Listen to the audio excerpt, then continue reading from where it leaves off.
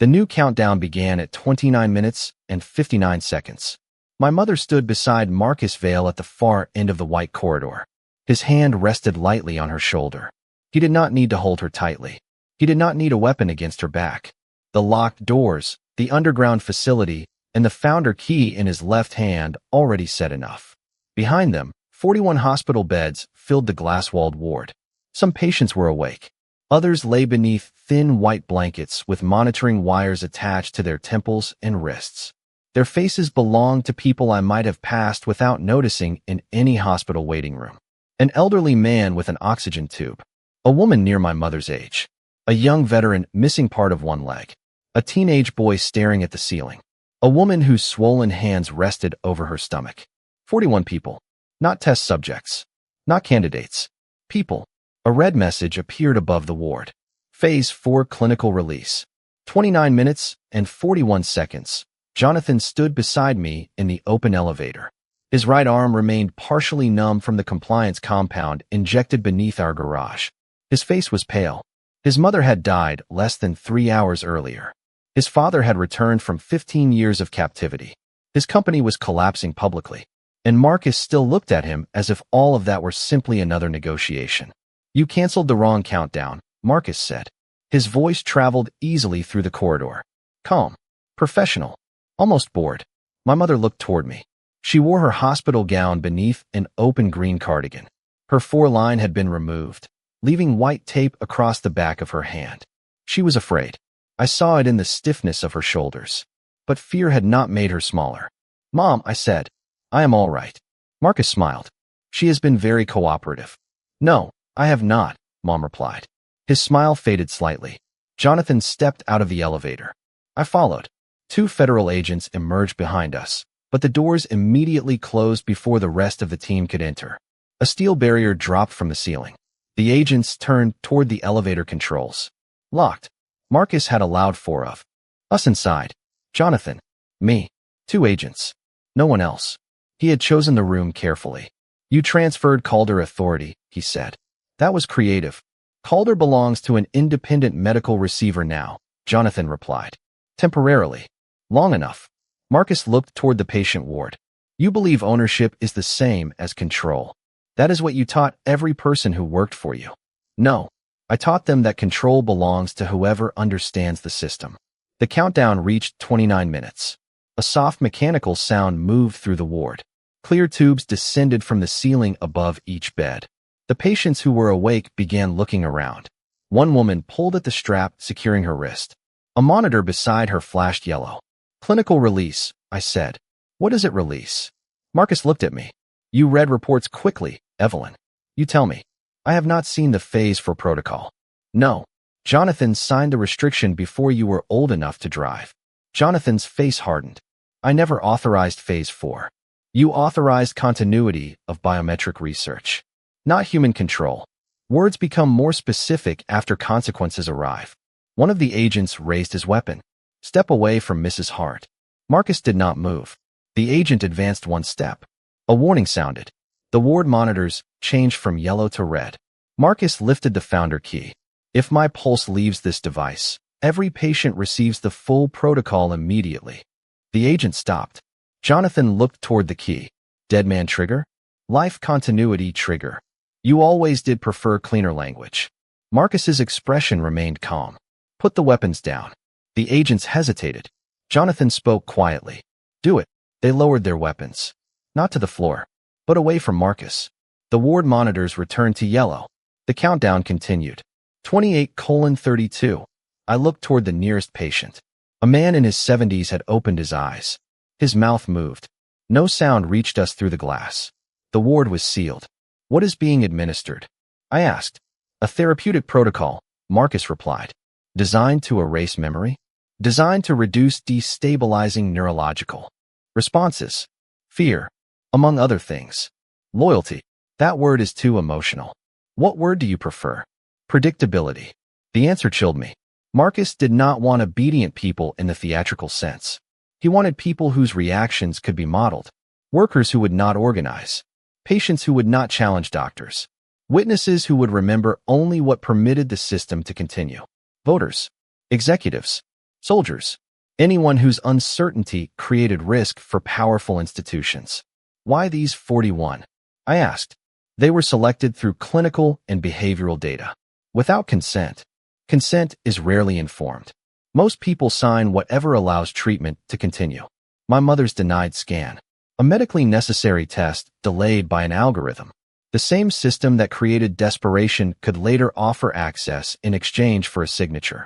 You created the need, I said, then called surrender consent. Marcus's eyes sharpened. Jonathan looked toward the patients. How many Phase 4 candidates exist outside this room? Thousands. The word landed heavily. Inside Cross Meridian hospitals? Jonathan asked. And partner networks. Who selected them? No one person. Marcus's smile returned. That is the elegance of what you built. Insurance data identified financial pressure. Medical records identified neurological suitability. Employment data measured compliance. Housing records showed mobility. Media behavior assessed social isolation. Every division, every database, every part of Jonathan's diversified empire. Marcus had not needed to create a secret list manually. The company assembled people automatically. A single hospital system knew who was sick. An insurer knew who could not afford to refuse. An employer knew who feared losing work. A landlord knew who could be moved quietly. A media platform knew who had no audience. You turned ordinary life into a selection process, I said. No, Marcus looked toward Jonathan. He did. Jonathan accepted the accusation without looking away. My company collected the data. And you benefited. Yes. Marcus's expression changed slightly. He had expected denial. Jonathan no longer gave it to him. But I did not authorize this, Jonathan continued. You did not need to. Your business model authorized it every day. My mother spoke before Jonathan could answer. And you hid inside his mistakes. Marcus looked at her. Margaret Hart's voice was not loud. It never needed to be. You keep telling him what he built because you do not want anyone asking what you chose. Marcus's hand tightened around the founder key. You know very little about me. I know men who speak calmly when they want everyone else to feel unreasonable. His face cooled. I spent my life caring for people no one important remembered. I have met you before. That was my mother. She did not need to understand corporate trusts or neurological patents. She understood the human behavior beneath them. You find someone tired, she continued. You make their situation worse. Then you offer relief with conditions. Marcus leaned closer to her. Be careful. She looked at his hand on her shoulder. You brought me beneath a hospital because you need a sick woman to make powerful men listen. Her eyes lifted to his. You should be embarrassed. For the first time, Marcus looked angry. Not explosive. Not out of control. Just exposed. The countdown reached 27 minutes. A voice entered through the ceiling speakers. Naomi. Evelyn, can you hear me? Marcus looked upward. The independent receiver still controlled the general facility network. Yes, I said. We have access to patient monitoring, but not the Phase 4 delivery system. Can you stop it? Not remotely. Marcus's founder key has local priority.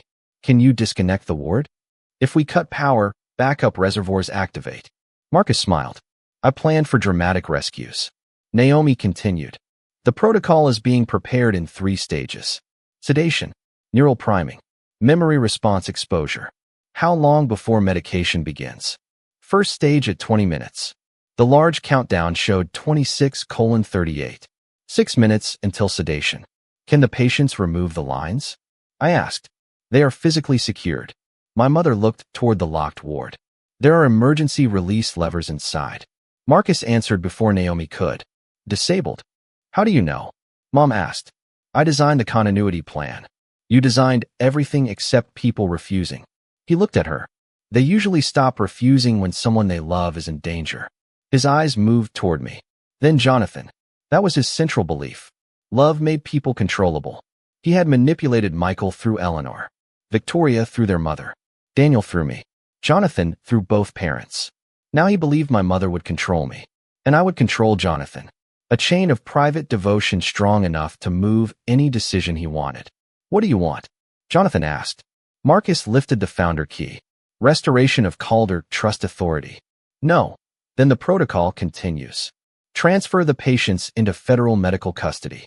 No. Give independent doctors access to my mother's treatment records. Your mother is dead.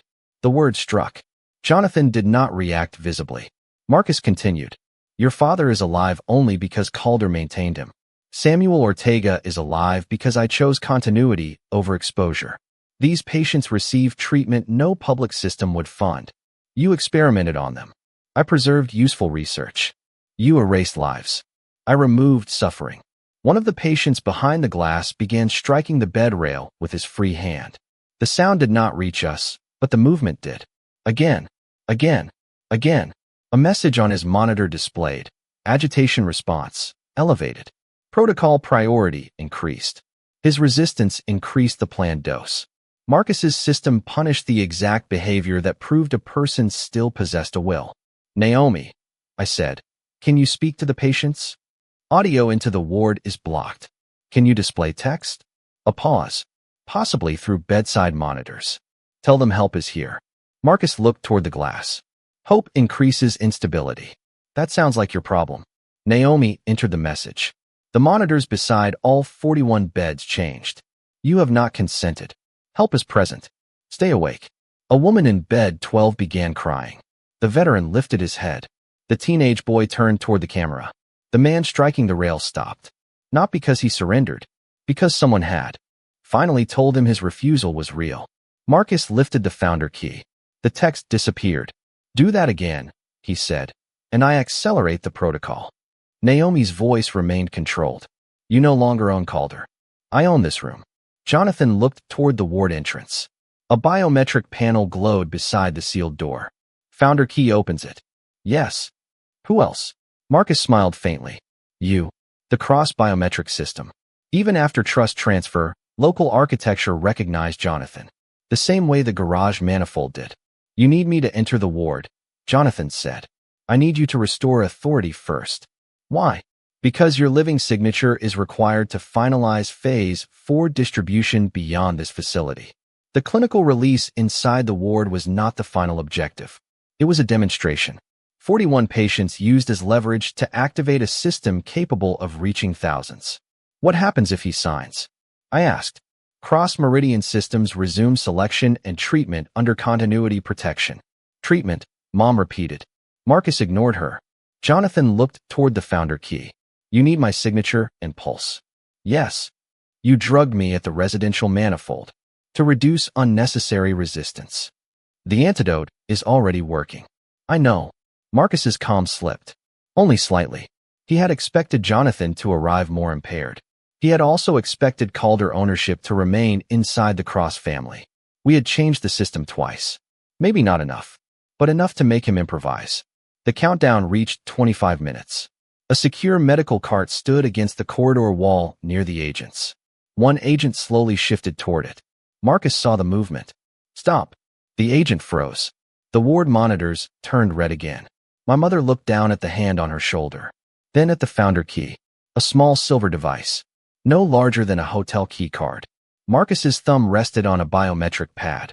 His pulse maintained the dead man signal. If the device lost him suddenly, the ward activated. Removing it was not enough. We needed to replace his living pulse. A substitution. The system had accepted descendants before. Gabriel for Samuel. Ethan for Kathleen. My father's blood for Michael's control. Could the founder key accept another Vale? Does Marcus have children? I asked Lila through the open audio line. Marcus looked at me. An answer in itself. Lila's voice came after a pause.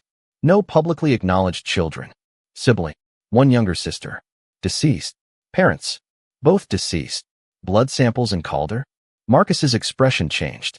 Tiny. But I saw it. Naomi, I said, search the trial controls for Vale family markers. Marcus tightened his grip on Mom. Jonathan moved one step forward. The ward monitors turned red. He stopped. Naomi typed. There is one record. Who? MV01. Marcus Vale himself. Of course. The keeper had also been the first control. What sample? I asked. Blood, neural response, dermal pattern. Can you reproduce his pulse signature? Not without local access. Marcus's eyes remained on me. You think every problem is a spreadsheet? No, I looked at the founder key. But systems repeat what their creators believe. And what do I believe? That no one else understands enough to replace you. His mouth tightened. Naomi understood. The founder key may authenticate against a stored baseline rather than the live person. Can you feed it MV01 remotely? Not through the ward network. What about the medical cart? The cart near the agents contained a biometric monitor. Naomi examined its device registration. It is connected to Calder Diagnostics. One agent stood closest to it. Open the lower panel, Naomi instructed. Marcus lifted the key. Do not. The agent looked at Jonathan. Jonathan looked at me. Every move remained tied to 41 lives. The countdown showed 23:54. Sedation at 20 minutes. For minutes. We need time, I said. Marcus almost smiled. That is the first reasonable thing you have said. What happens if Jonathan refuses until the countdown ends? The patients enter treatment. And then, he watches the first 41 lose the memories that make them dangerous. Jonathan's face became still. Marcus continued. Some will forget testimony. Some will forget anger. Some will forget the names of people who taught them to resist. My mother's hand moved slightly beneath Marcus's. Not toward him, toward the wall. Her fingers touched a small red button near the patient transport rail. A nurse call control. Marcus did not notice. I did. Her eyes found mine. 1 second, then looked away. She pressed the button. No alarm sounded, but a small light appeared above the corridor door behind Marcus. Nurse assist requested. The hospital level above us would receive it. Maybe ordinary hospital staff. People outside Calder's control. Marcus looked toward Jonathan. Restore the trust. No, then select one patient. Jonathan's eyes narrowed. What? To prove you understand consequence.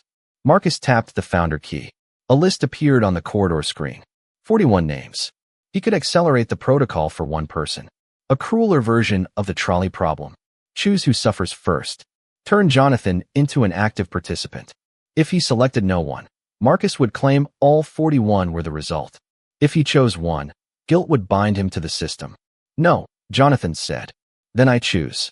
Marcus scrolled. His finger stopped on a name. Margaret L. Hart. My body went cold. Mom looked at the screen. Her expression did not change. She is not in the ward, Jonathan said. She is registered as patient 41. I stared at the bed list. There were 41 beds occupied behind the glass. But Marcus called my mother patient 41. That meant one of the beds did not belong to a unique patient. A duplicate identity. Or someone else had been inserted without a record. Naomi, I said, count the ward signals. 41. How many patient identities? A pause. 40. Marcus's face changed. There it was. The hidden variable. 41 beds.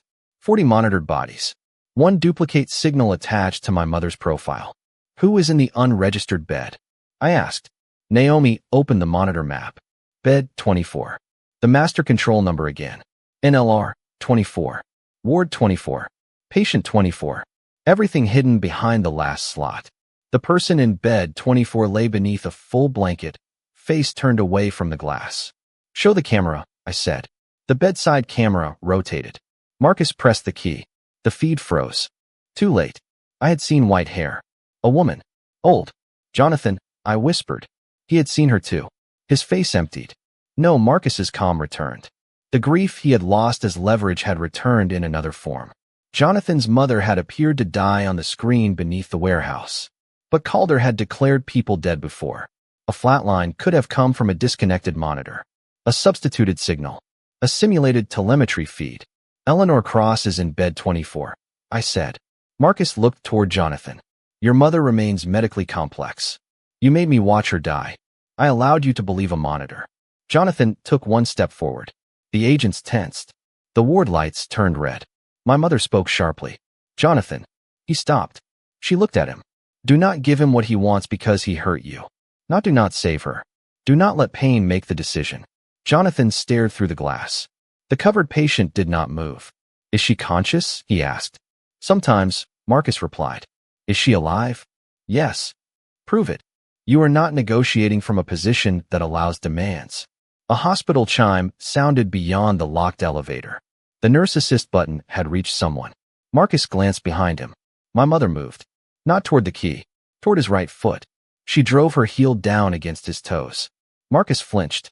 Only a fraction, but his thumb shifted on the founder key. The ward monitors flashed. The dead man trigger began verifying pulse continuity. 3 seconds. Naomi shouted through the speakers. Medical cart now. The agent nearest the cart tore open the lower panel. A biometric lead hung inside. I grabbed it. Marcus recovered and pulled Mom against him. Jonathan moved between them. The two federal agents raised their weapons again. No shots, Naomi said. Key continuity is unstable. I pressed the biometric lead against the access port on the corridor wall. Upload MV01. Naomi sent Marcus's stored baseline. The system rejected it. Live tissue confirmation required. We needed Marcus's blood. My mother's heel had broken the skin along the top of his shoe. A small dark stain appeared. Not enough. The countdown reached 21 minutes. Sedation. In 60 seconds. Marcus shifted Mom toward the ward door. If I enter, the local system no longer needs corridor continuity. He intended to lock himself inside with the patients. Once behind glass, he could activate the protocol beyond our reach. Jonathan blocked his path.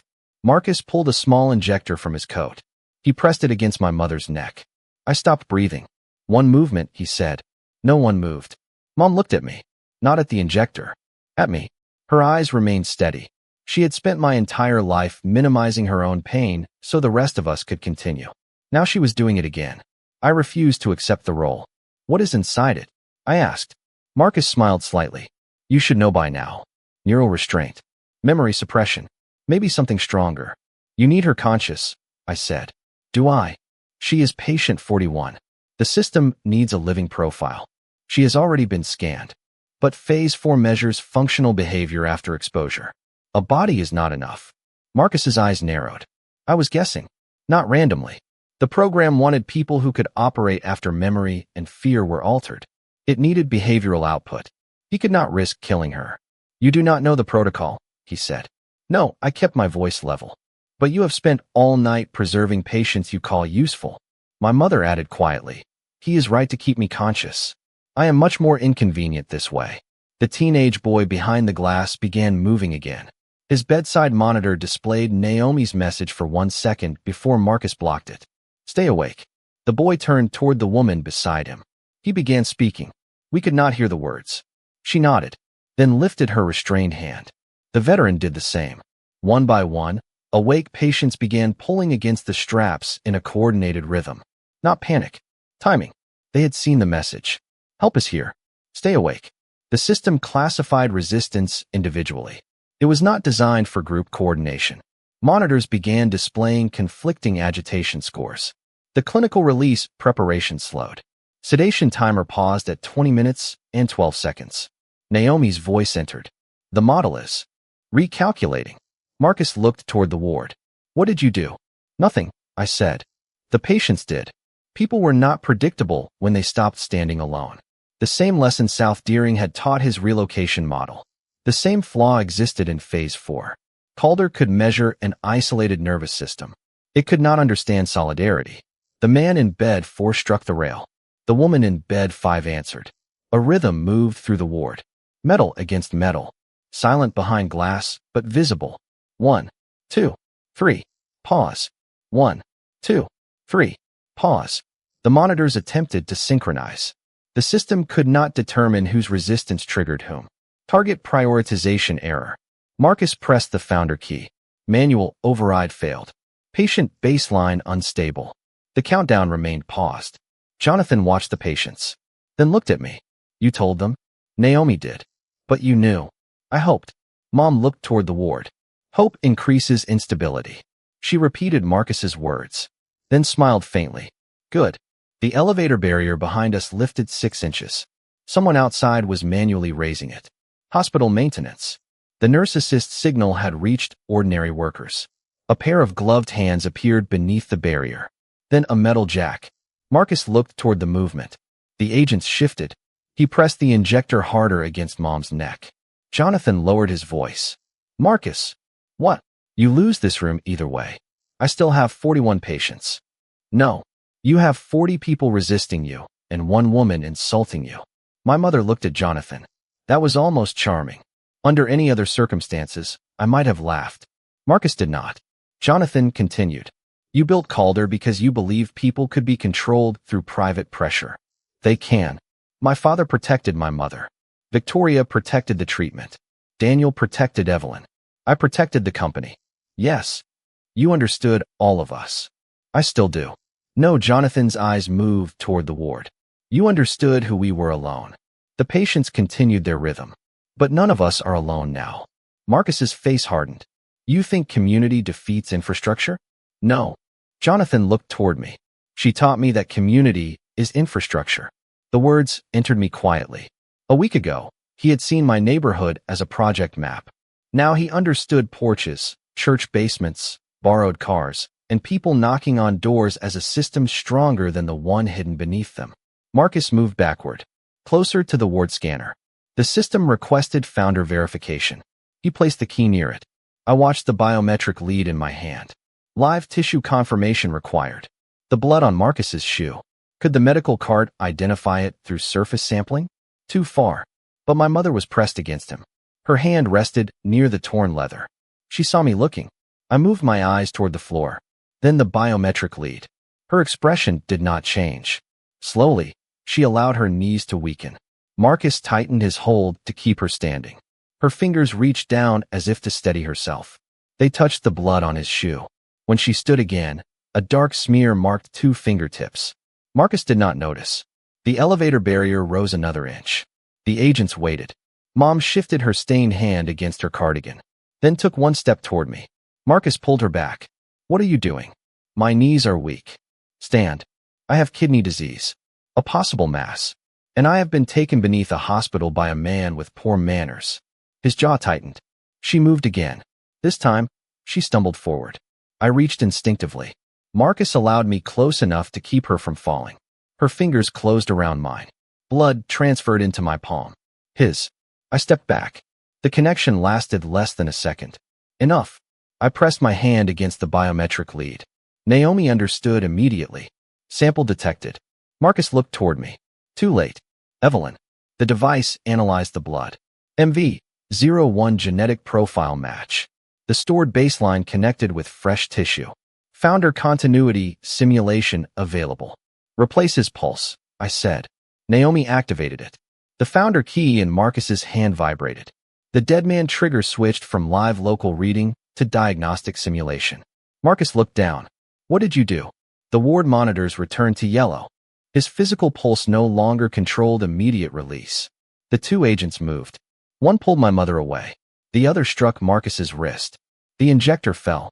Jonathan caught the founder key before it hit the floor. Marcus lunged toward him. His shoulder struck Jonathan's numb right arm. Jonathan lost balance. They hit the wall together. For the first time, Marcus's calm disappeared completely. He grabbed Jonathan by the collar. You would be nothing without me. Jonathan did not fight with his injured arm. He used his left forearm to create space. I know. The answer stopped Marcus for half a second. Jonathan continued. That is why I have to learn who I am after you. The federal agent pulled Marcus away. He resisted. Not wildly. Desperately. The man who had controlled systems for decades was being reduced to a body in a hallway. Handcuffs closed around his wrists. The founder key remained in Jonathan's left hand. Marcus looked toward me. This does not end because you found a drop of blood. No, I said. It ends because everyone you reduced to data is still here. The elevator barrier rose fully. Federal agents and hospital staff entered. Naomi appeared behind them carrying the Calder relay. Victoria followed.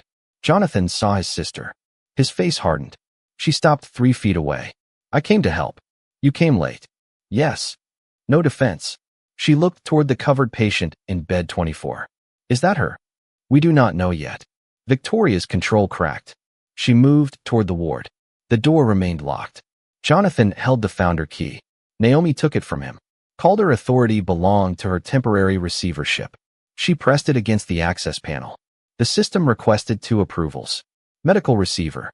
Origin family representative. Jonathan and Victoria looked at each other. Only 1 cross signature was required.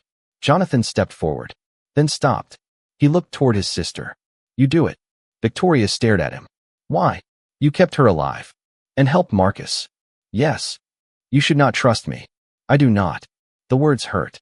He did not soften them. But this is not a reward. It was responsibility, not forgiveness. Victoria placed her hand against the panel. Her thumb shook. Origin family verified.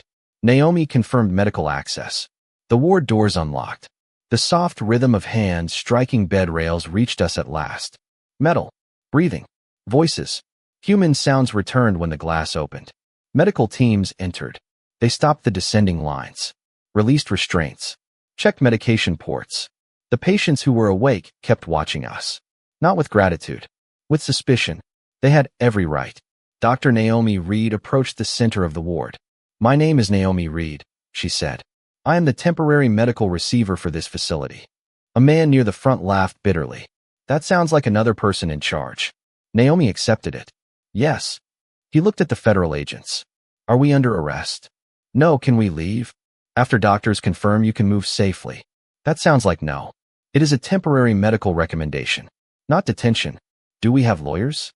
Cameron's voice came from the corridor. "You do now?" He had arrived with 3 legal aid attorneys and 2 federal public integrity lawyers. The patient looked toward him. "Who pays you?" "The nonprofit that has been suing Cross Meridian for 6 years." The man considered that. "Better answer." Cameron entered the ward. He did not look at me first. He looked at the patients. That mattered. He began explaining rights. No signatures without independent counsel. No transfers without informed consent. No press contact unless requested. No law enforcement questioning before medical stabilization and legal advice. The ward changed. Not into safety. Safety would take longer. But into a place where people were told they had choices. Jonathan stood outside bed 24. The blanket still covered most of the patient's face. Victoria reached the bed first. Her hand hovered above the blanket. She was 45. For 23 years, she had helped preserve the secret keeping their mother alive. Now she seemed 22 again. The daughter who had seizures and watched her mother volunteer for an experimental program. "Mom," she whispered. The patient did not move. A doctor checked the chart. "No name." "Her name is Eleanor Cross," Victoria said. The doctor looked toward Naomi. "We verify before assigning identity." Victoria's face tightened. "That is my mother." "Then verification protects her too." Another lesson in boundaries. Love did not give permission to replace evidence. Jonathan stood on the other side of the bed. He did not touch the patient. "Can you wake her?" The doctor examined the infusion. "She is sedated. Not under phase 4. Standard medication, though the dosage is high." "How long?" "Unknown." "Is she stable?" "Yes." Jonathan closed his eyes. "Alive." This time, confirmed by a doctor outside Marcus's control. Not a monitor selected by the person negotiating with him. The truth arrived more carefully than hope. My mother leaned against me. I realized how tired she was. "You need to go upstairs," I said. "So do you." "I am not a patient." "You look worse than I do." "That is insulting." "It is maternal." The doctor examining her neck found no injection mark. Marcus had not used the device. Her blood pressure was elevated. Her kidney condition still required observation. The mass still required testing. The crisis had not cured ordinary illness. That mattered. Dramatic danger did not erase the quieter threat waiting in her body. Jonathan approached us. His eyes moved over Mom's face. "Are you hurt?" "Only annoyed." "I am sorry. You did not take me. My company made it possible." "Yes." She did not rescue him from responsibility. Jonathan nodded.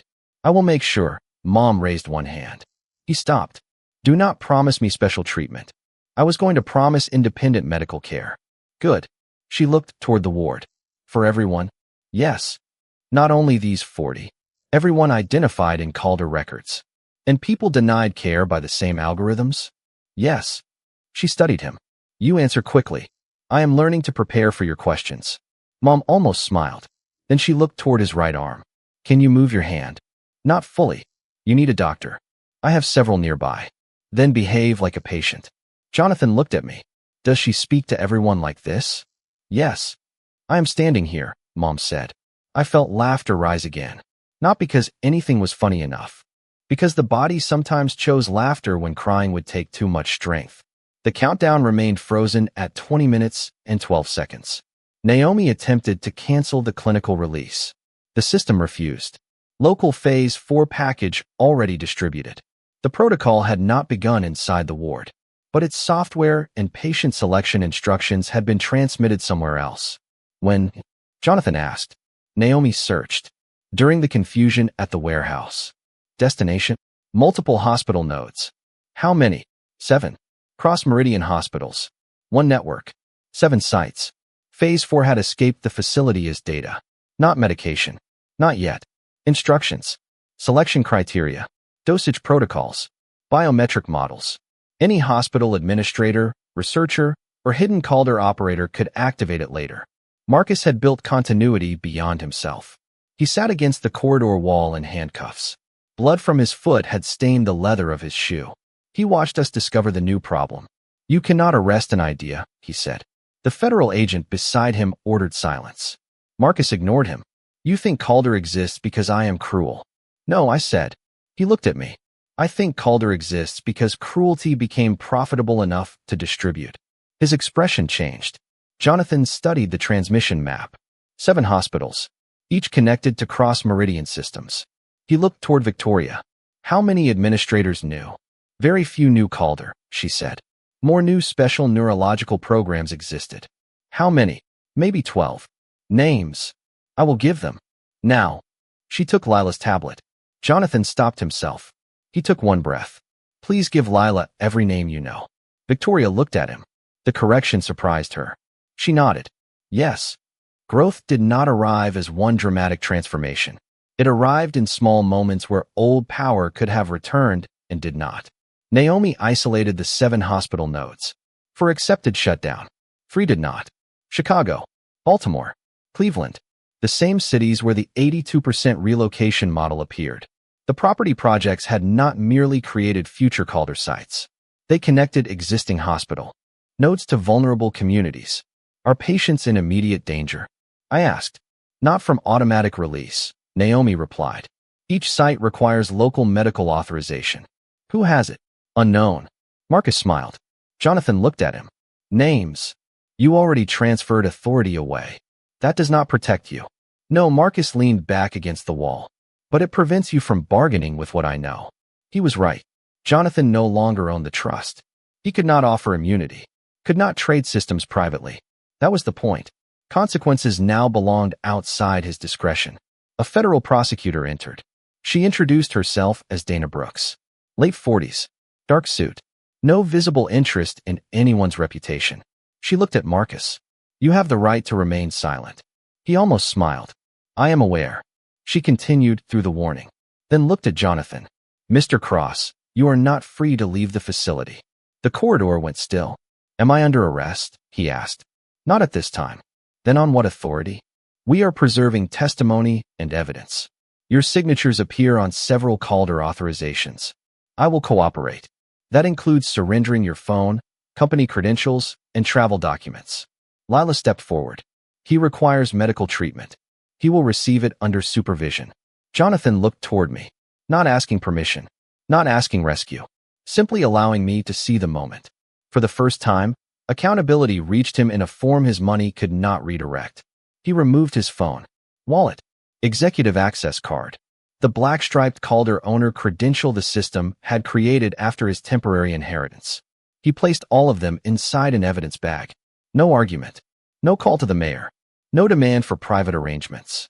Dana Brooks looked almost surprised. Jonathan said, My cooperation does not waive counsel. No, every Calder patient receives independent representation before questioning. That is not your condition to set. No, he glanced toward Cameron. It is a request. The prosecutor looked at the ward. Reasonable. Jonathan surrendered his passport information. The federal agents escorted Marcus toward the elevator. He stopped beside Jonathan. You think cooperation makes you different from me? No, then what does? Jonathan looked toward the patients. I am willing to let them decide. Marcus's expression hardened. You will lose everything. Possibly. The company. Yes. Your name. Maybe it needs to be lost. Marcus looked toward me. And her. Jonathan did not answer for me. That was the difference. He looked at me. Allowed the question to remain mine. Marcus saw it. For the first time, he seemed to understand that whatever existed between Jonathan and me would not become another asset he could calculate easily. The agents took him away. It was not a triumphant ending. No one applauded. 40 patients still needed medical care. Eleanor Cross remained unconscious. Phase 4 data remained active in 3 cities. My mother might have cancer. Jonathan might face criminal charges. Marcus had spent decades building systems that would not disappear because one man wore handcuffs. But he was no longer giving orders. That was a beginning. At 11:48 that night, the hospital moved my mother into a guarded room on the 5th floor. Not a luxury suite. Not the private wing. A standard room with an independent nursing team selected by Dr. Patel. My mother insisted on that.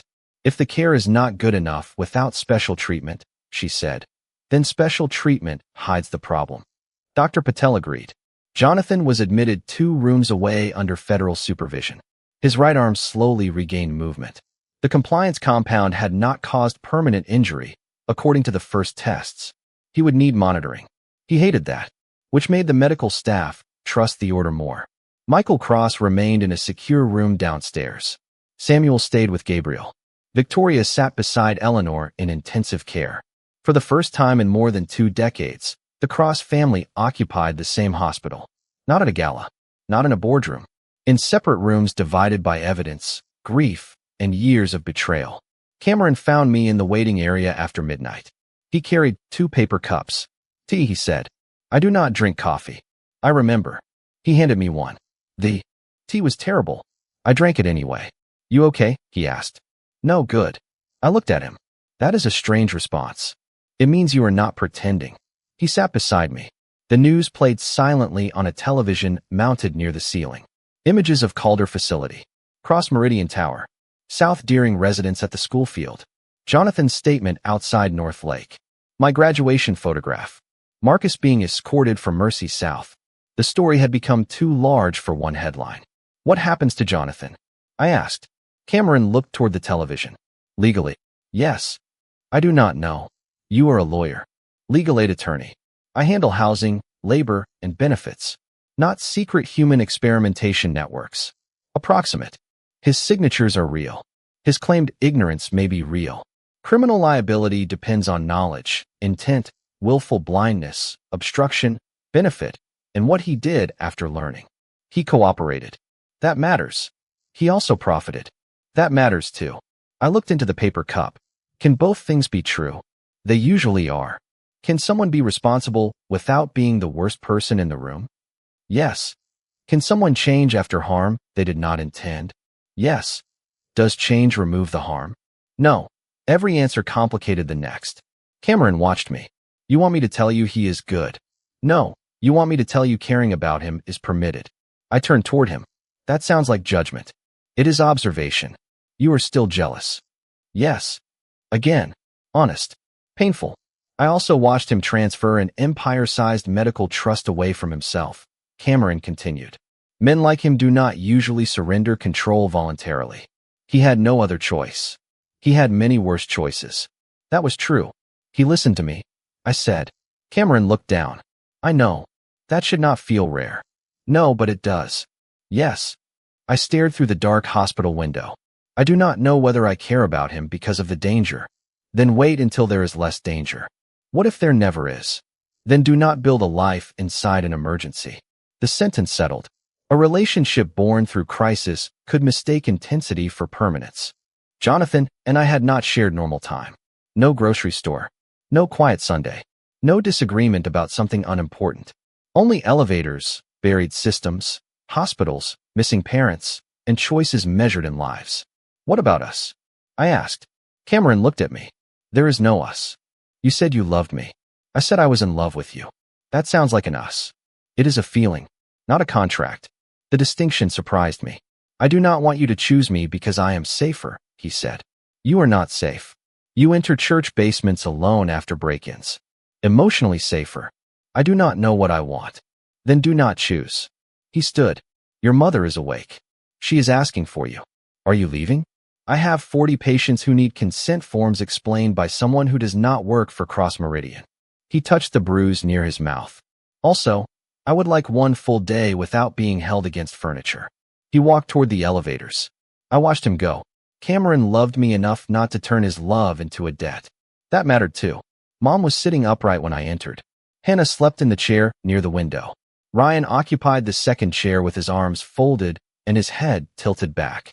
Lily slept across 2 seats beneath a hospital blanket. Dad stood beside the window. He looked older than he had a week earlier. but lighter. Samuel was alive. The neighborhood remained standing. The secret had not vanished. Mom patted the edge of her bed. Saturday, you should sleep, she said. So should you. I have been kidnapped. It disrupts routine. I laughed quietly, then covered my face. The laughter became crying before I could stop it. My mother pulled me toward her. Her body was thin, warm, real. I cried into the green cardigan she had worn for years.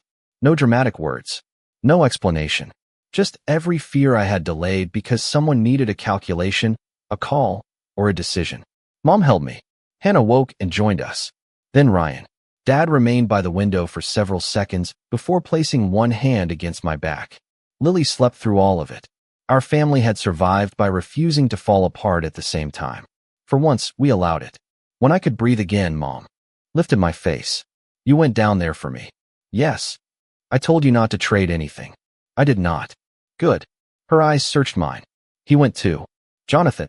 Yes. He did. Why? Marcus needed him. That is not why he went.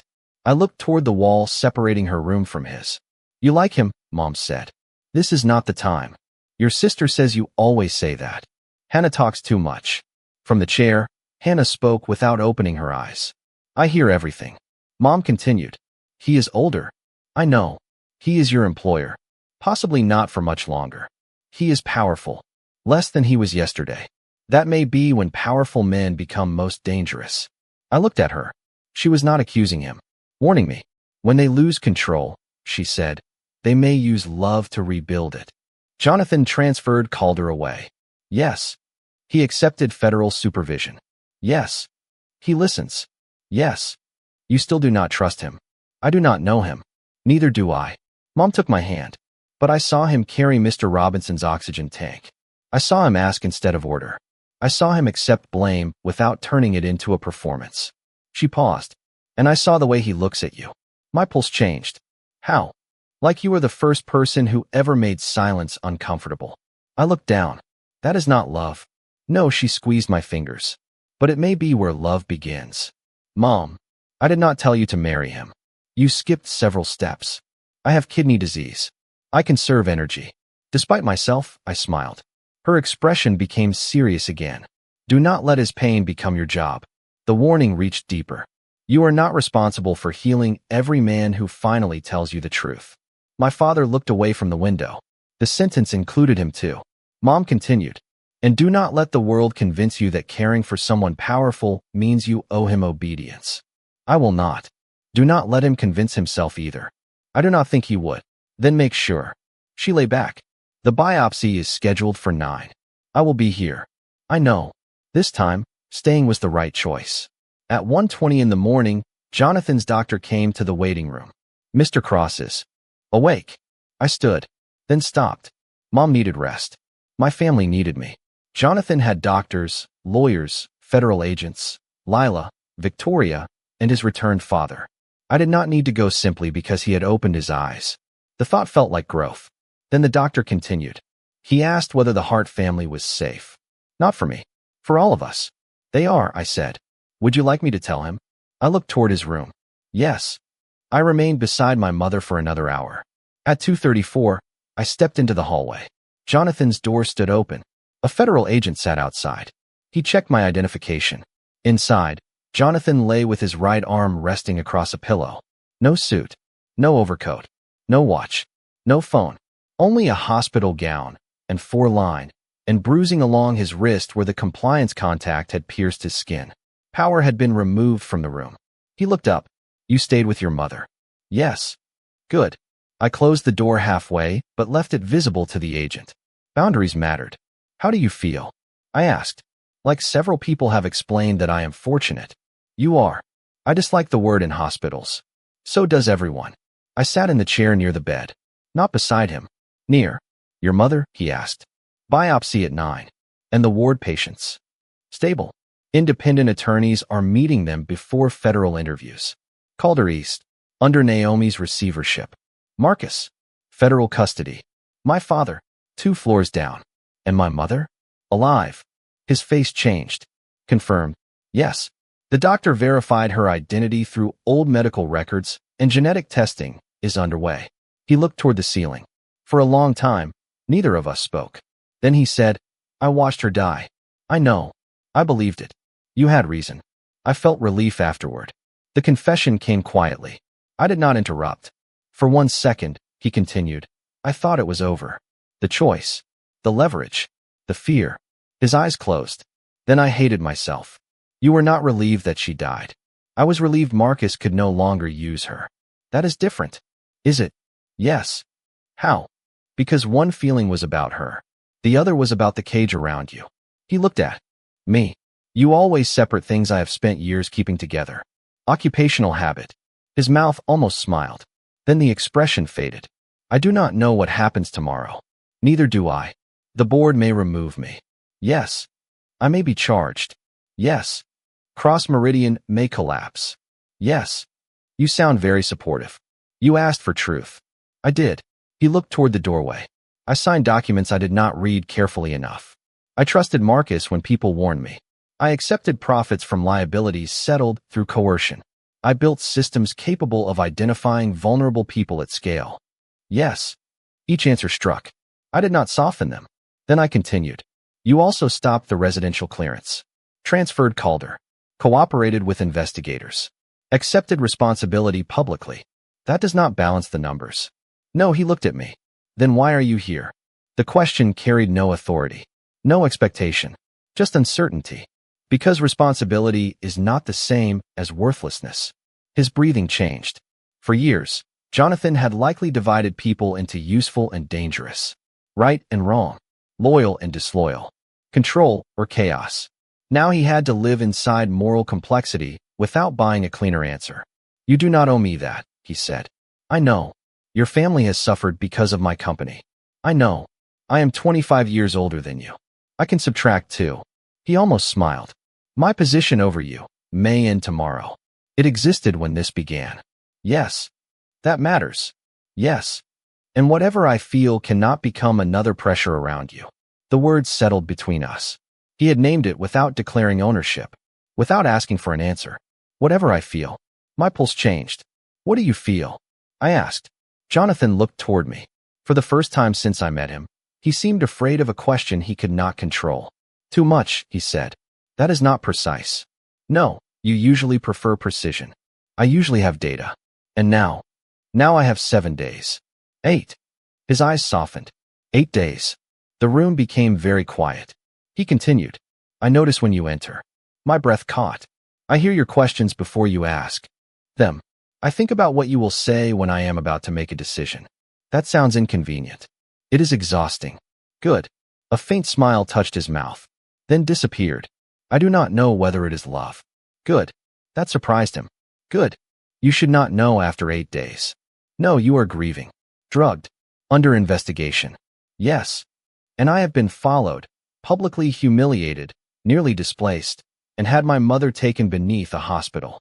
Yes. This is not a reliable emotional laboratory. No, he looked toward his bruised wrist. I do know that when Marcus held your mother, I was afraid of what losing her would do to you. My throat tightened. And when he used my mother, you reminded me that saving one person could not justify destroying 41. Yes. You made me choose responsibility when love wanted surrender. That was your choice. You helped me see it. I looked through the narrow window in the door. The federal agent remained outside. The hospital continued around us. Ordinary work. Medication carts. Night nurses. People suffering without headlines. What happens now? Jonathan asked. We wait. I am not good at that. I noticed. For the biopsy? For the investigation. Your parents. The patients. Us. He held my gaze. There is an us? There was no triumph in his voice. Only care. I considered the question. There is a connection. Yes. There is no relationship. No, there cannot be while you control my job. I agree. And not while every conversation happens inside a crisis. I agree. And not because you protected my family. His expression became serious. I would never ask that debt. I know. Do you? Yes. That was the truth. Marcus turned rescue into ownership. Jonathan was learning that protection created no entitlement. I stood. You should sleep. Will you come back? The question was simple. No order. No assumption. Yes. When? After Mom's biopsy. He nodded. I hope it is benign. So do I. I moved toward the door. Evelyn. I turned. His left hand rested open against the blanket. Not reaching. Just visible. I am glad you entered the wrong elevator. My chest tightened. I am not.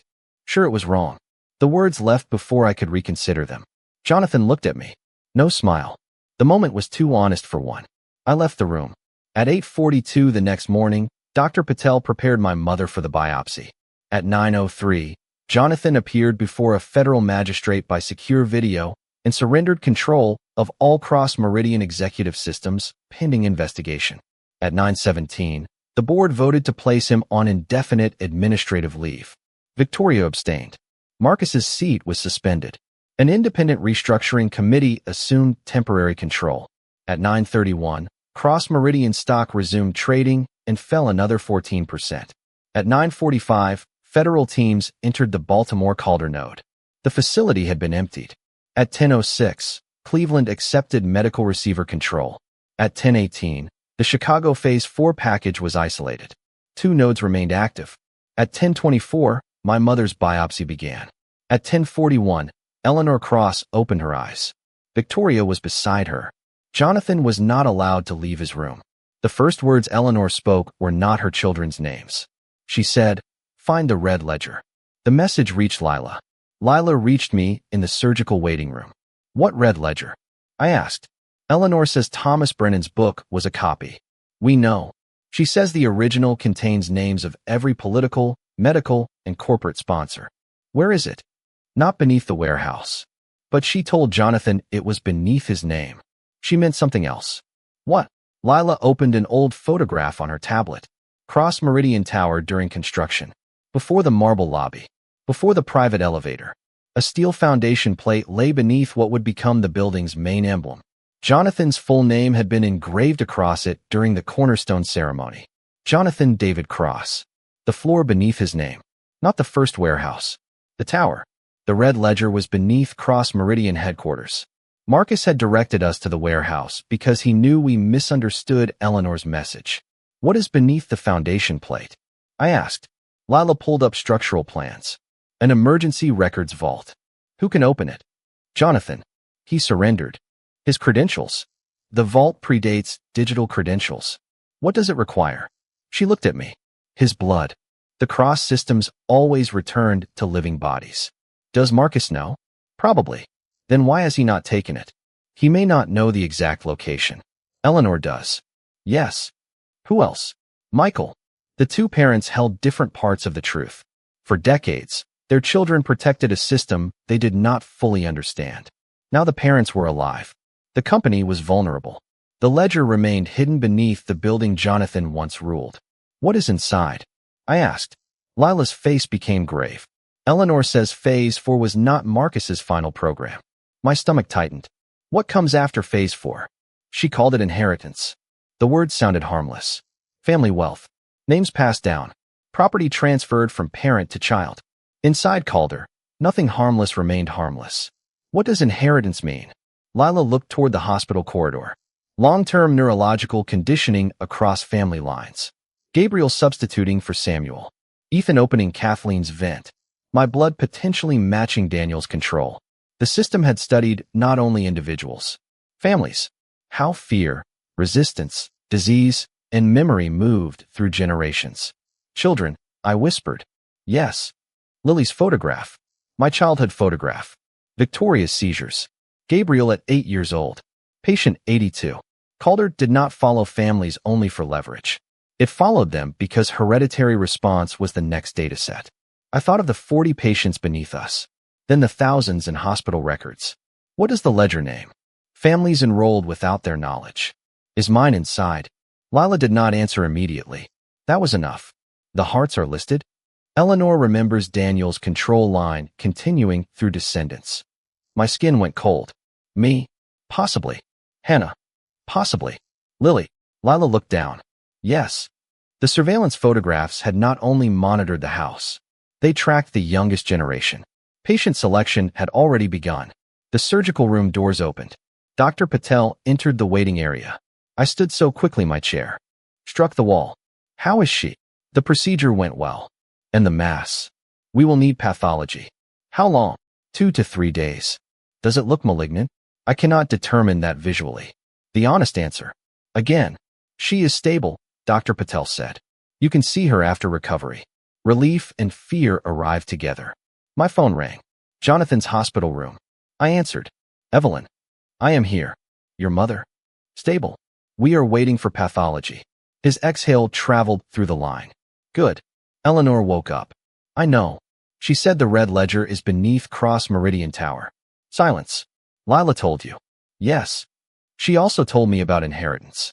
I looked through the waiting room window at Lily coloring beside Hannah. Does the Hart family appear? Yes. Lily. Another silence. Yes. My hand tightened around the phone. What does the file say? I have not seen it. But my father remembers a family response study. Using children? Observational data at first. At first. His voice lowered. I am sorry. No, I stood. Do not apologize before we know what you are apologizing for. I built the data systems. And Marcus used them. I allowed collection far beyond legitimate need. Yes. He accepted it. Can you open the vault? I asked. Physically, yes. You are under federal supervision. Yes. Will they allow it? They are preparing a warrant. How long? Hours. Marcus may still have people inside the tower. Federal agents secured executive floors. What about building operations? Not fully. The forgotten workers. Maintenance. Cleaning. Loading docks. People with access to places executives never noticed.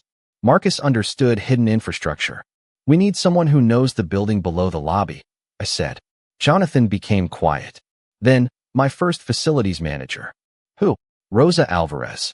Related to Mr. Alvarez? His sister. Of course. The city kept connecting. Cross Meridian Tower's original facilities manager came from South Deering. Her brother's truck sat in my father's garage. Where is she? Retired. Alive. Yes. Call her. I surrendered my phone. You are speaking to me. Federal line. Asked the agent. He did. 10 minutes later, Rosa Alvarez joined the call from her apartment in Pilsen. She was 68 and sounded unimpressed by everyone. I told Jonathan not to seal that vault, she said. Why? I asked. Because men hide things when they know future versions of themselves may be ashamed. Do you know how to reach it? Yes. Can Marcus? He never knew about the service corridor. Who does? Me. Jonathan. Michael Cross. And the night electrician who helped install the lock. Name? Leonard Vale. Marcus's uncle. The Vale family had access after all. Is he alive? No children. One son. Lila searched. The son worked as a senior electrical engineer at Cross Meridian Tower. Current employee. He had entered the building at 6:12 that morning, before federal agents secured the executive floors. The ledger was in danger. Jonathan's voice changed. Contact Brooks. The federal prosecutor received the information. Teams moved toward the service corridor. Then the tower lost power. Not the surrounding blocks. Only Cross Meridian. Emergency generators activated. Elevators stopped. Security cameras failed on lower floors. Someone inside had begun accessing the foundation vault. The news showed the tower dark against the morning skyline. The building where Jonathan ruled the city. Now emptied of power. Lila looked at me. Federal agents need Rosa to identify the corridor. Where is she? 40 minutes away. Too long. Mr. Alvarez may know the layout from his sister. His truck. My father had been repairing it. Maybe Rosa had left old building documents inside. I called Dad. He answered from my mother's room. Check Mr. Alvarez's truck. For what? Cross Meridian service plans. A pause. Why would those be in his truck? His sister managed the building. Dad did not ask how our day had reached this point. He sent Ryan to the hospital parking garage, where the repaired truck had been moved during evacuation. Ryan found a metal tube beneath the rear seat. Inside were rolled architectural plans. Rosa's handwriting marked a route from the loading dock to the foundation vault, a maintenance corridor beneath the lobby. The entrance required no executive access, only an old mechanical key. The key hung on Mr. Alvarez's truck ring. His sister had never thrown it away.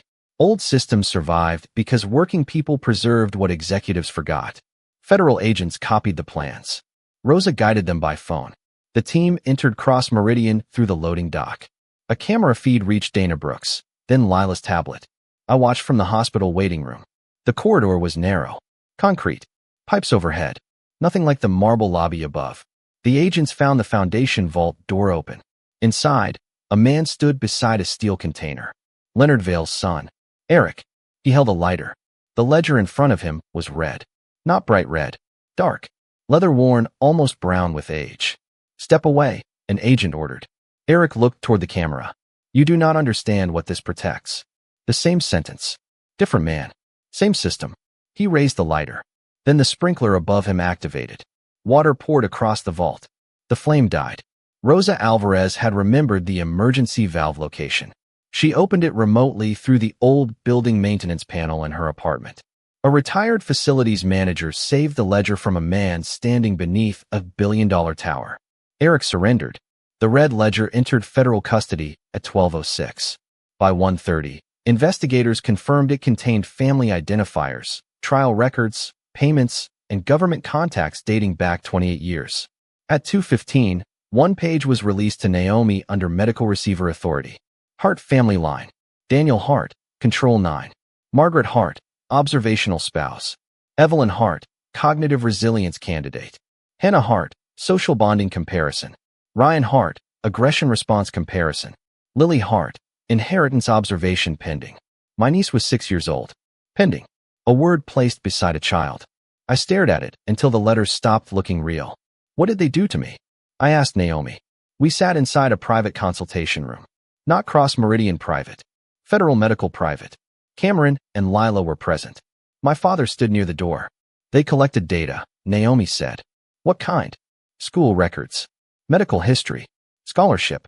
Testing. Employment assessments. Cross Meridian hired me because of Calder? We do not know. Was my application flagged? Yes. My 5th day at the company. The wrong elevator. Maybe the elevator was an accident, but the job might not have been. Who approved the flag? I asked. Martin Keller's office. Martin, my manager. The man who assigned South Harbor. The man who blocked my access. He may have known my family name before I arrived. Did he hire me to watch me? Possibly. Or to bring me near the system. Yes. My father sat down. This is my fault. No, I said. They followed you because of my blood. They followed all of us because people made choices. I gave Michael the sample. To expose the trial. I stayed silent afterward. To protect us. That does not make it right. No, I looked at him. But blame is not an inheritance either. The word surprised me. Calder studied what families pass down. Fear. Resistance. Trauma. Silence. But we could decide what stopped with us. Dad's eyes filled. What did they write about Lily? Naomi read carefully. No procedures. No clinical collection. Remote observation only. Photographs, I said. School development data may have been accessed. Hannah would break something when she heard. Ryan might break someone. We need to tell them, Dad said. Yes. No more protecting people through silence. No more. A federal agent entered the room. Ms. Hart, Mr. Cross has requested to speak with you. I looked toward Naomi. Is he allowed? Under supervision. Dad watched me. You do not have to go. I know. That was the point. I went because I chose to. Jonathan had been moved to a secured medical room. The federal agent remained inside this time. No private conversation. Jonathan sat beside the window. His right hand could now close halfway. The television showed Cross Meridian Tower surrounded by investigators. His company name filled the screen beneath words like conspiracy, illegal testing, and federal seizure. He turned it off when I entered. You saw the Hart file, he said. Yes. I did too. You should not have. Naomi authorized limited disclosure because Cross Meridian records include my executive assessments. Your file. Yes. What did it say? He looked toward the agent. Then back to me. Dominance persistence. Low emotional disclosure. High authority response. Reduced empathy under competitive stress. That sounds flattering. It was accurate. I hope the tense changes. The answer carried humility. What else? I asked. Calder classified me as a potential administrative subject. You were selected too. Yes. Marcus did not only drug you to erase the plant. No, he was testing whether you could function after memory suppression. Yes. And you did. Jonathan looked toward the dark television screen. I built a larger company afterward. The horror of that result settled. Marcus may have viewed Jonathan as Phase 4's most successful early case. A man whose memory could be edited while ambition remained intact. A leader capable of functioning without the moral context that might slow him.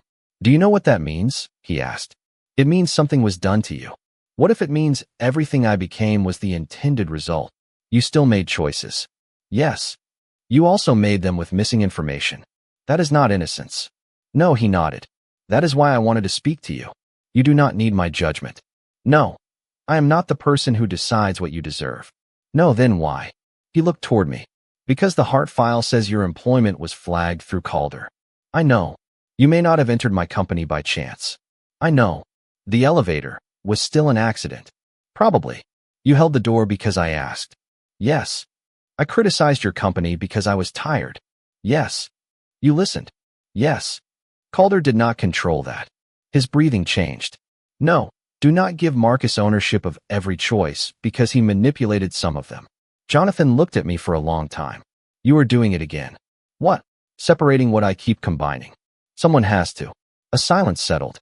Then he said, "The board terminated Martin Keller." "That seems minor." "He was arrested." "That was less minor."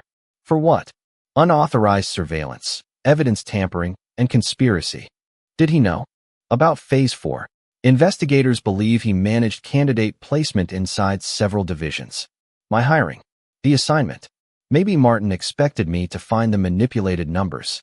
Maybe he wanted to monitor how I responded." "A cognitive resilience candidate."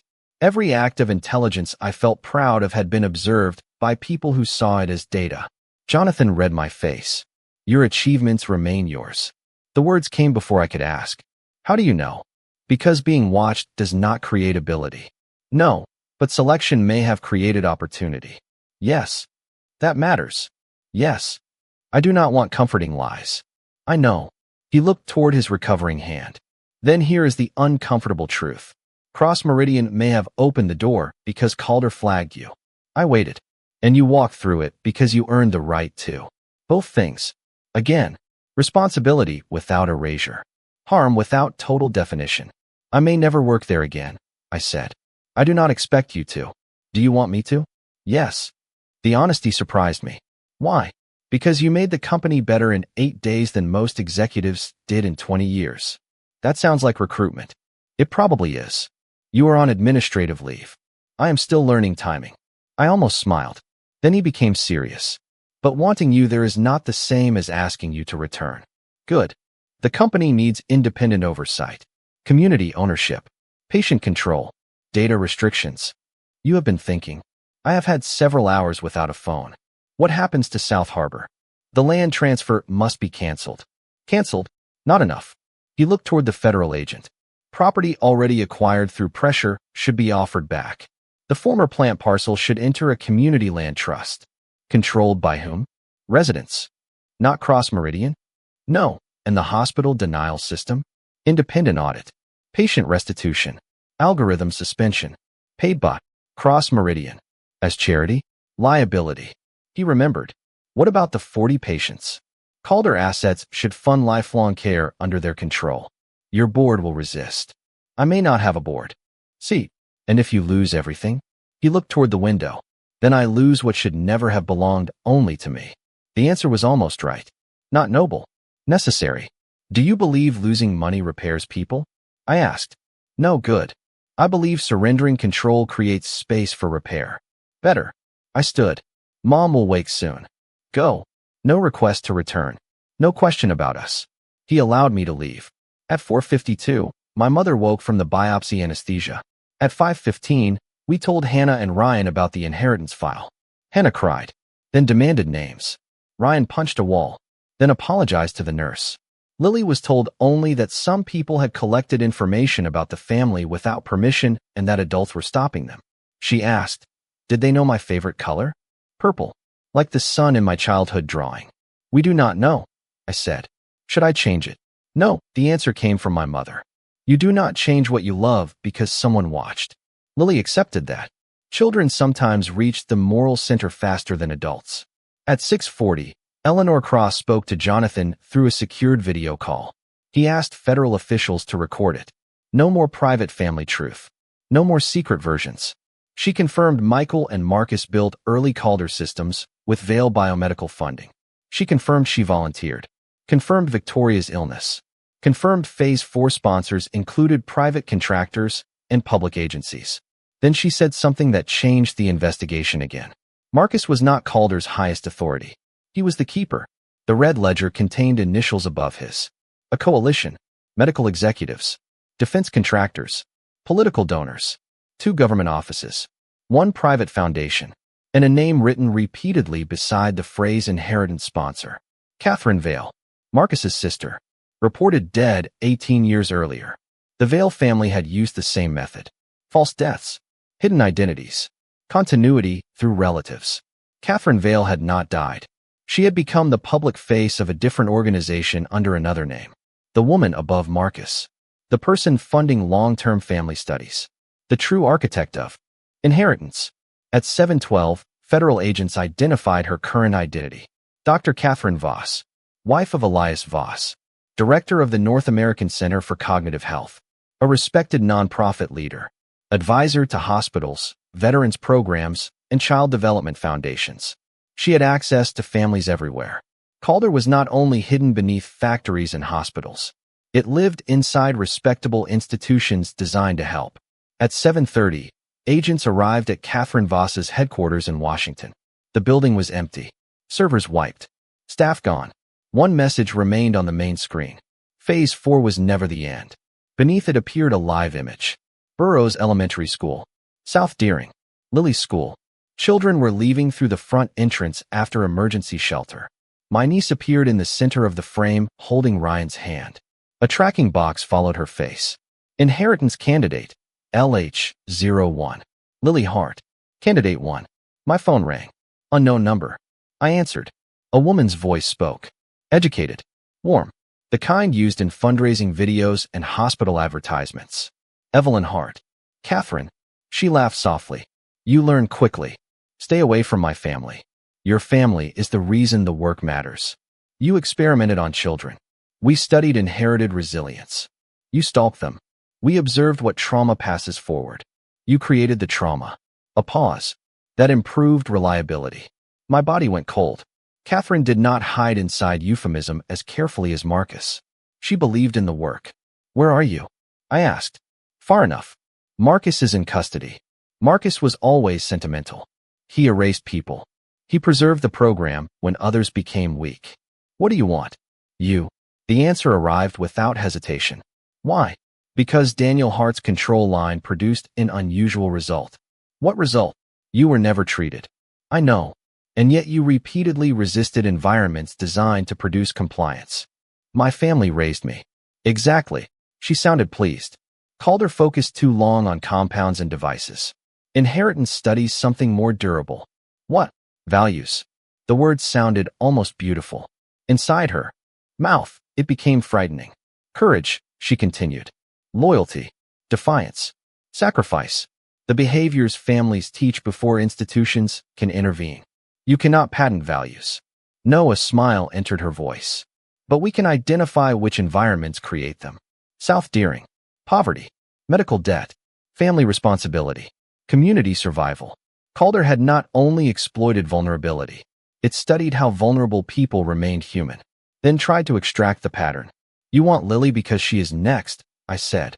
She is valuable because she is loved by people who resist. She is 6.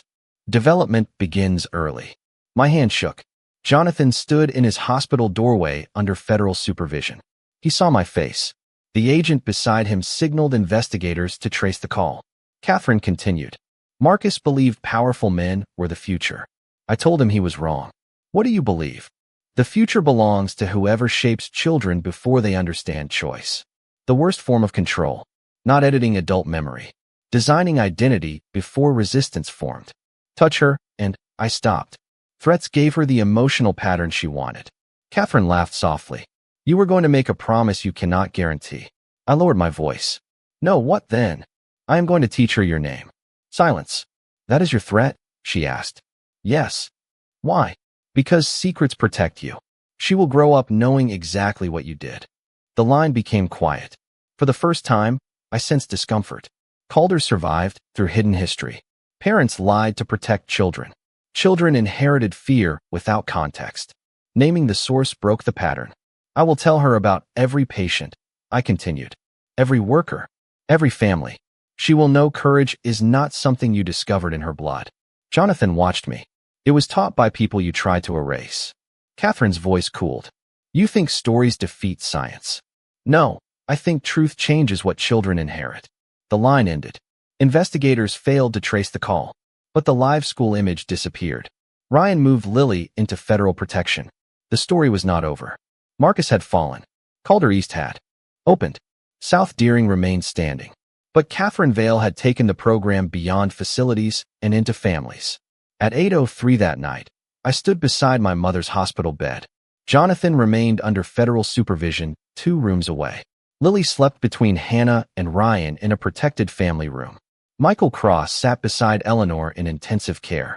Samuel Ortega told Gabriel what happened 15 years earlier. Victoria prepared to testify against the board she once protected. Naomi controlled the medical trust. Cameron organized attorneys for 40 patients. Lila opened 13 years of preserved access logs to federal investigators. Every person carried one part. No one controlled the whole truth anymore. That was how it had to be. My mother reached for my hand. What did the woman want? Us. Why? Because we kept choosing one another. Mom looked toward the dark window. That does not belong to her. No, what happens next? I thought of Catherine's organization. Child Development Foundations. Hospitals. Veterans programs. Schools. Thousands of families who might never know their resilience had been recorded. We tell people, I said, everything, as much as we can prove, and the things we cannot. We keep looking. Mom nodded. That sounds like you. Outside her room, Jonathan stood beneath the hallway light. He did not enter. He waited until my mother noticed him. She lifted one hand. Permission. He came inside. How is your arm? She asked. Improving. Your mother? Awake. Your father? Angry. That is usually healthier than silence. Jonathan looked toward me. Federal investigators identified 316 inheritance family lines. My chest tightened. Children. Some. How many? 72 current minors. Mom closed her eyes. What will happen to them? Families will be notified carefully. Independent counselors. Legal protection. Medical review only with consent. Who pays? Calder assets. Good. Jonathan stood near the foot of the bed. No executive posture. No claim on the room. The Hart file will be sealed from public disclosure, he said. I looked at him. By whose order? Federal court. Did you request it? I requested protection for all family files. Not only ours. Good, Mom said. Jonathan nodded. Then looked toward me. Catherine Voss contacted you. Yes. She wants you. She wants the family line. That includes Lily. Yes. His face became cold. Not possessive. Focused. We will protect her. Mom looked at him. Who is we? Jonathan stopped. The question exposed the old instinct. He corrected himself. Your family, federal investigators, and anyone you choose to involve. Better. Mom nodded. You are learning. Slowly. That may be the first billionaire thing about you, I believe. Jonathan almost smiled. I looked between them. The man who ruled from the top floor. The woman who had spent her life caring for people below it. Neither trusted the other fully. Both understood the cost of systems that treated human need as leverage. Catherine said Phase 4 was not the end. I told him. No, what comes next? Jonathan placed a file on the bedside table. Federal investigators had recovered one partial page from the red ledger. At the top was a heading. Phase 5, Social Inheritance. Below it were city names. Chicago, Baltimore, Cleveland, Detroit, St. Louis, Milwaukee. Cities where Cross Meridian redevelopment projects used the 82% model. Beside each city was a school district, a hospital network, a housing project, a family resilience cohort. The program had created controlled environments at the scale of neighborhoods. Increase housing pressure. Reduce medical access. Track family responses. Identify which communities broke. Which organized. Which children adapted. South Harbor had not only been selected for a hidden facility. Our neighborhood itself was the experiment. I stared at the page. How long? Years, Jonathan said. Did Cross Meridian create the conditions? Some. Not all. But it measured them. Yes. Mom looked toward the city beyond the window. They wanted to know how much people could survive. Yes. She shook her head. They should have asked what made survival necessary. The moral center again. Calder studied resilience as if it were a natural resource. It ignored the people creating the suffering. What is Catherine planning? I asked. Jonathan pointed to the final line. Cohort consolidation, Chicago. Date, October 31st. 9 days away. Consolidation means what? We do not know. Location, unknown. Then I saw a symbol beside the date. A simple black elevator icon. My heartbeat changed. Cross Meridian Tower. Private elevator. Wrong floor. Everything returned to where I met Jonathan. What is on October 31st? I asked. Lila answered from the doorway. The Cross Foundation's annual city leadership gala. Politicians, hospital directors, school administrators, foundation leaders, families selected as community success stories. Hundreds of people inside one building, including children receiving scholarships. A perfect consolidation event. Catherine did not need to abduct 72 minors. She could invite families into a room through charity, awards, medical grants, educational opportunity. The same pattern. Create need. Offer access. Attach conditions. Has the guest list been released? I asked. Yes. Is Lily on it? Lila looked down. The Hart family was added yesterday. By Marcus? Catherine? Or the automated system? Jonathan's face hardened. Cancel the gala. No, I said. Everyone looked at me. If you cancel, Catherine disappears. You want to hold the event? I want her to believe the system still works. Jonathan stared at me. There will be children inside. Not the real guest list. Lila understood first. A controlled operation. Families notified privately. No uninformed participants. Federal teams inside. Jonathan shook his head. Too dangerous. It may be the only way to bring her into the open. She contacted you. She may expect this. Then we give her something she wants more than safety. What? I looked toward the elevator icon. Proof that the Hart line can be controlled. Mom's grip tightened around my hand. No, I will not involve Lily. You will involve yourself. She already wants me. Jonathan's face became cold. No, I looked at him. You do not decide. I know. The words came through clenched control. I am asking you not to make yourself bait. I am not offering surrender. That distinction will not matter if she takes you. It matters to the plan. You are 24 years old. And you are 49. Neither number is an argument. Mom looked between us. This is not going well. Jonathan lowered his voice. Evelyn, Catherine has spent decades studying resistance. She knows your profile. Not completely. How? Because she thinks courage can be isolated from community. I looked toward my family's room. Toward Cameron, Naomi, Lila, Victoria, Michael, Samuel, and every person carrying part of the truth. She will plan for me alone. Jonathan followed my gaze. She will not get that. No, I held his eyes. Because I will not be. The same principle again. Catherine studied individuals inside controlled environments. She did not understand what happened when the environment stopped belonging to her. The gala would take place in 9 days.